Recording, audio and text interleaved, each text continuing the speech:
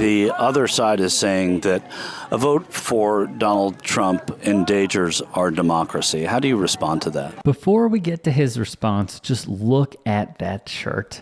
If you didn't think these people were already in a cult, you should now, especially after hearing this. Communists have been lying for as long as they've ever existed. That's the idea of accuse your opponent of what you're actually doing. And the idea that Trump is a threat to democracy, we already got 4 years of Trump. And how did that end? 49 hours declaring it a riot. 5 to 50 be advised, Capitol Police 1 advised they're trying to breach and get to the Capitol. 50, I copy.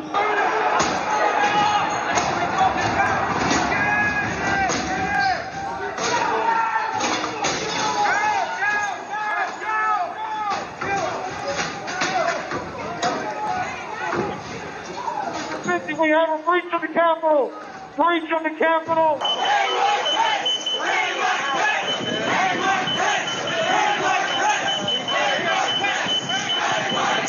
Nothing says not being a threat to democracy quite like a mob of your supporters rioting in hopes of stalling and preventing the certification of a free and fair election. But to MAGA, this was all justified solely because their sore loser, dear leader, told them it was justified. I had $1.96 gas. I could afford my home. I saw 4 years of Trump, and it was excellent in every way. So this idea that he's going to destroy democracy and put people away, and it's clearly completely untrue. And the idea that we are now watching Kamala, whatever it may be, asking people, please, vote for me. I'm going to fix all these things, as if she hasn't been there for the last 4 years. And I just don't understand at this point what people could possibly believe in. People, when you go to Harris rallies, they say that Donald Trump is a threat to democracy. Answer them. Donald Trump is no threat to democracy, no more than he was when he was... Listen, we're talking about a person that's already been president. The world didn't come to an end. The United States didn't go to hell because he was president. We're talking about a person that's already been president. So all of that stuff is just rhetoric. Aside from the delusions you must be suffering from to buy and wear a Mark Robinson for Governor shirt, we've heard this argument time and time again from MAGA since the start of the election cycle, and while there are plenty of Trump supporters willing to throw democracy away for a Trump dictatorship, there is a larger contingency that at least wants to keep the veneer of democracy alive, recognizing that arguing against one of our nation's only respectable founding principles doesn't sit well with the broader American public. There's a lot of truth to our country not being nearly as democratic as it's marketed as, but that pales in comparison to what a second Trump administration would bring about. The Democrats are saying that this ticket, this man, is a threat to democracy. How do you respond to that? I don't believe that to be true, especially when you have a Democratic vice president coming out and saying that people who speak should have accountability for the message that they deliver. That is not what this country is based on. Our Constitution guarantees the right to free speech to everyone. It doesn't say free correct speech. It doesn't say free speech that you like. It doesn't say free speech that I agree with. It's free speech. So I don't think that they are in a position to say that he's a threat to democracy when they want to control what is put out there. Threat to democracy. People are saying that Donald Trump is a threat to democracy. People on the other side. Tell them why you think he isn't, or if you agree. I do not think he is, as in he already was president before and our economy was flourishing. There's actually statistical proof on that. On the other side, people are going to say that Donald Trump's a threat to democracy. How do you respond to that? Well, I think it's convenient to say that and try to demonize him, but I think if he's anything but a threat to democracy, I think what the Democrats are doing, and they lean socialism, I think that's a threat to democracy. So, I guess it's how you frame the question, but I think he's the man that will save democracy, in my mind. That's my opinion. The Dems are far closer to the Republicans politically than anything even tangentially related to socialism, but conservative media and elected officials have brainwashed their voter base into thinking that any and all types of government spending, including investing in social safety nets and programs that would improve their own material conditions, are morally wrong and should be opposed at all costs. The Republicans know their policies are unpopular at face value, so they have to rely on the usual suspects of boogeymen like socialism,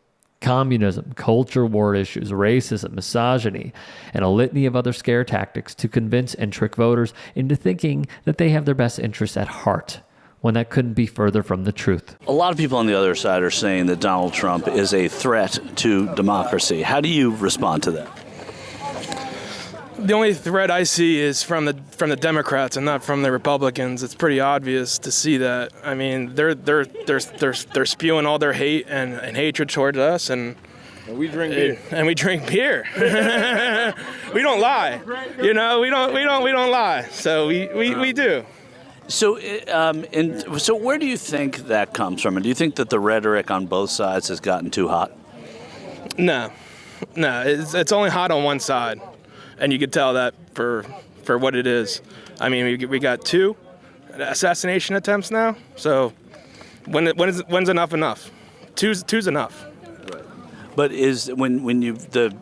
I guess that's 2's probably too many, right? But a lot of that is coming. You know, it seems to be coming from people who supported him. So these are just disturbed people who are doing this, right? I think it's brainwashed. Honestly, I think it's it's their project, not our project. It's their project. So they've always had their project. What do you mean by? Can you elaborate on that? You could look up the CIA websites and tell. I'm not going to get all into it, but yeah. No, but you're saying it, so I'm curious because I hadn't heard that. Project Ultra, yeah. Ultra. Wait, what is that? What's that? What does that mean, Project Ultra? Well, look it up. You guys can look it up. I don't want to get into it. I got a line to go. While this Trumper and his fellow cult members continue spinning conspiracy theories about the Trump assassination attempts and whine about the deep state, this is what Trump's Republican Party is up to on the ground. Between all of that and the frenzy to register new voters, particularly young voters who are signing up in massive numbers, according to Vote.org, particularly since Taylor Swift endorsed Kamala Harris, but are notoriously difficult to poll.